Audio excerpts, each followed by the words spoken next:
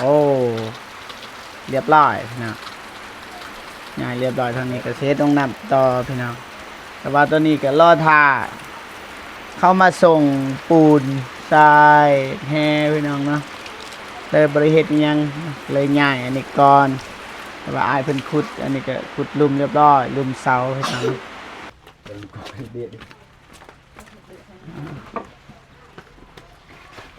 โอ้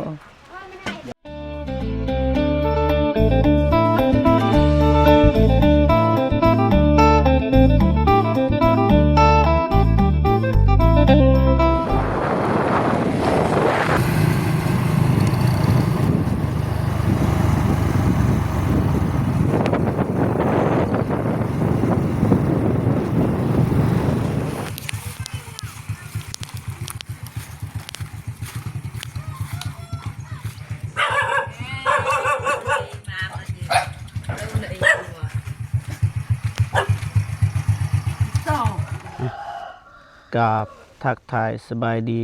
และสวัสดี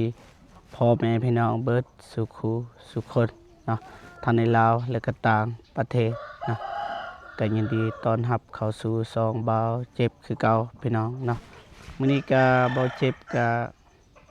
มาอยู่บ้านน้องเดิมเนาะสืบต่อภารกิจสร้างห้องน้ำให้น้องเดิมพี่น้องเนาะแต่ว่าเบาเจ็บได้สั่งแห่ทรายปูนเนาะแต่ว่าก็บ่ทันมาจากเทือพี่น้องเนาะแต่ว่าทีมงานเฮารอท่าพี่น้องเนาะซับซาสิมาตอนนี้ก็เริ่มสิเที่ยงแล้วพี่น้องเนาะสร้างเพิ่นก็หิวข้าวพี่น้องเนาะเพราะว่าเฮาท่าแต่เช้าแล้วพี่น้องทางนั้นก็คาแน่พี่น้องเนาะเฮาก็จะเป็นต้องท่าพี่น้องเนาะก็ประมาณนี้พี่น้องเนาะไม่ได้ว่าเฮาไปเบิ่งไปชมนํกันว่าเฮาได้เกียมหยังแน่พี่น้องเนาะไปพี่น้องเนาะ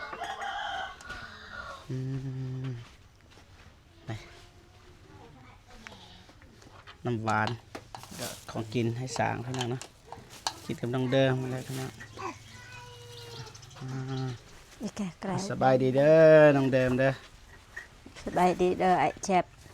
สบายดีเด้อพ่อแม่พี่น้องพี่ใหญ่ใจบุญทุกท่านสบายดี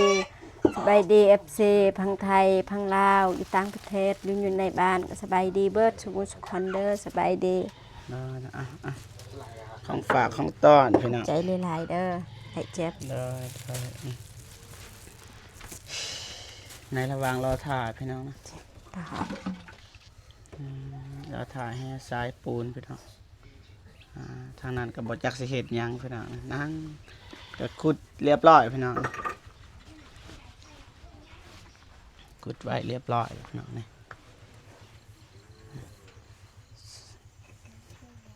ใหญ่เติบพี่น้องเนาะ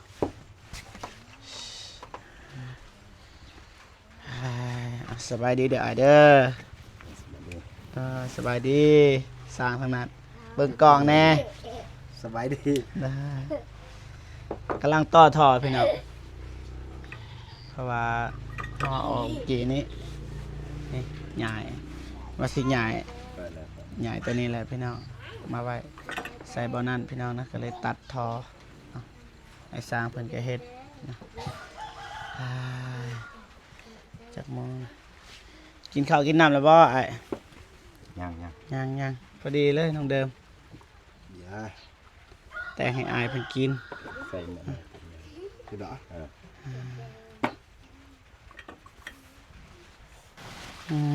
แปลงน้ำก่อนพี่น้องเนาะ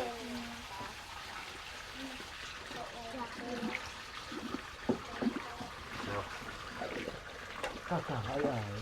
เพื่อระน้ำมันได้สิเพราะเรามีตะโบนไงตะโบนเยอะเลยจอบกับไก่บนกระแสเห็นมาโยกกระแสแต่น้ำมันให้ลูกซุปตะมัดเอากระแสไม่ก้าวพะกูซุปตัวนึงดังเลยก็เลยอันเปาะอันแบบเดี๋ยวแล้วกันเลยจะเจาะอยู่บ่า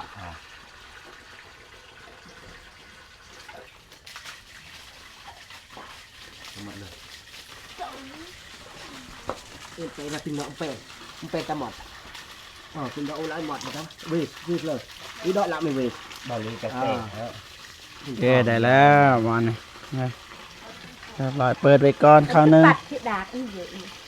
บอลเลยเขาเด็กกับบอลนี่กับปัดวะเยอะ เยอะ เปิดไว้ก่อนก็ได้บ่ทันมันนั่นเลยเรียบร้อยบาทนี่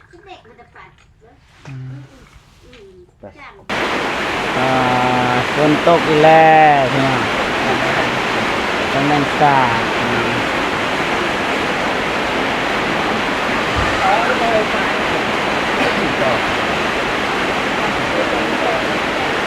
ฝนตกแล้วพี่น้อง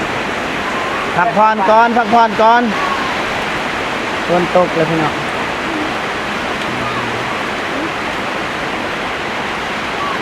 เดี๋ยวเศร้าพี่น้องฝนก็ได้เรียบร้อยยังพี่น้องเนาะ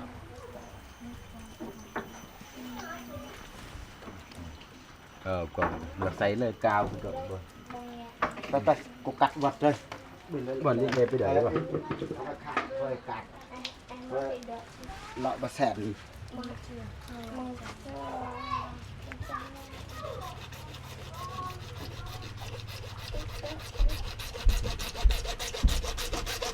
หนอเลยเอาหมดแสบ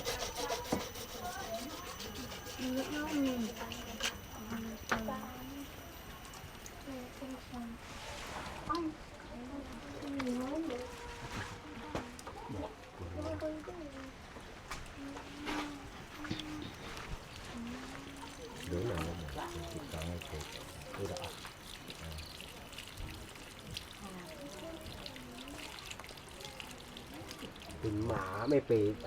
ก็พี่ตองก่อน แตนเลย มันไปตองมันในเตะกายมันตอกที่ตำรวจก่อนใช่ไหม กาบก็ว่าอีใส่กา ใส่กาวลำเลย เปิดกูเร็ว อันบัดที่ใส่กาว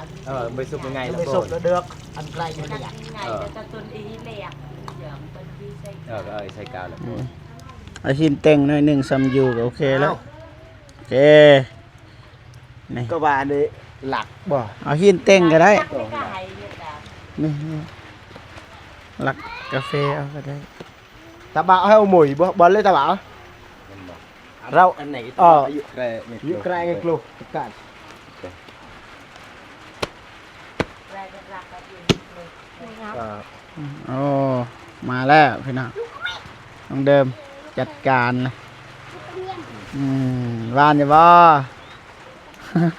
ผู้ชายยินให้กินพี่น้องโอ้โหว่าหวานหรือขม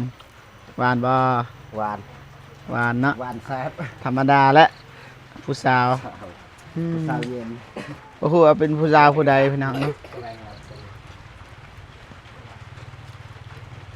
บ่ไอ้บ่ได้ไอ้ป่าเพิ่น บุกเลย อากาศกา ตัวใดโอ้โอ้นะ ใหญ่ สองคนเลยคนเดียวยากเลย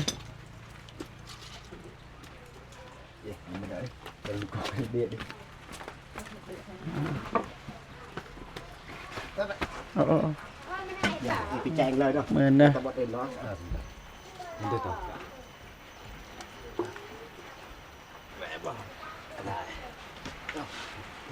มันหมื่นยากเลยเนี่ยไปใดไปโจ้ยนะ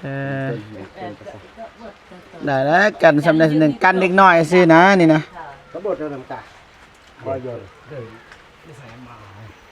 ใหญ่กุดหลักเป็นหลักเมาจ้า เนี่ยกลับมาเลย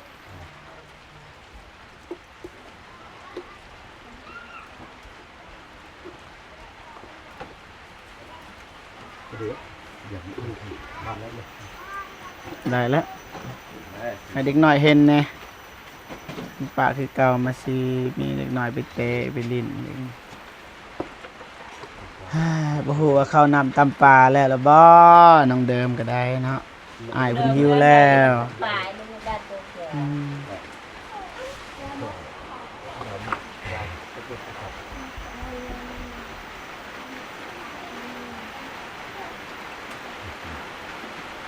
ฝนตกเข้ามาแล้วเลยพี่น้องอืม ดุมันนะสร้างเนี่ยได้โอ้เรียบร้อยพี่น้องง่ายเรียบร้อยทางนี้ก็เซตต้องนำต่อพี่น้องแต่ว่าตัวนี้ก็รอท่าเข้ามาส่งปูนทรายแฮพี่น้องเนาะเลยบริเหตุอิหยังเลยง่ายอันนี้ก่อนแต่ว่าอายเพิ่นขุดอันนี้ก็ขุดลุมเรียบร้อยลุมเสาพี่น้องไปพักผ่อนกินข้าวพี่น้องนี่มาแล้วพี่น้องให้อายเพิ่นกินพี่น้องเนาะมาขึ้นง่ายตัวนี้มันง่ายมาเซิน stand up please ขึ้นมาน้องเดิมกินน้ำอายเพิ่นเด้อมาเด้อพี่น้องปองปาย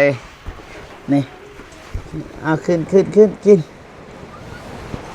บ่เจ็บก็สิกินน้ำในบัดนี่บ่ฮู้ว่าถึกปากหรือบ่พี่น้องเนาะถึกปากอยู่บ่ แซ่บไร แซ่บหลายอยากซื้อหลายอยู่แต่ว่าบ่เจ็บก็บ่มีเงินพี่น้อง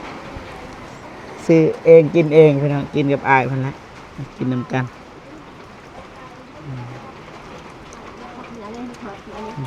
นะน้องเดิมเนาะ กิน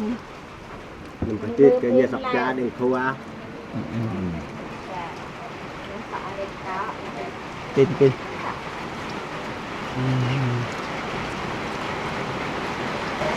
มาพอพี่น้องกินข้าวก่อน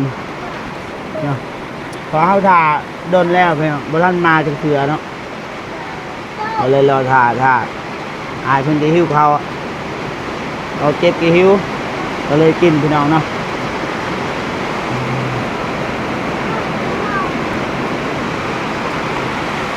นั่งนี่นะนั่งข้างอายบ่ยอมนั่งเลยพี่น้องดังเลยยิ่งเนาะ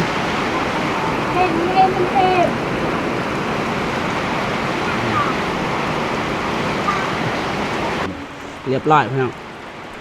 เบิดเดี๋ยวกลับเนาะน้องเดิมเงี้ยบัดนี้ครับใส่อายแน่น้องเดิมคนตกพี่น้องเนาะเด็กพี่น้องบททรงสิได้มาดอกมินิพี่น้องเอ้ย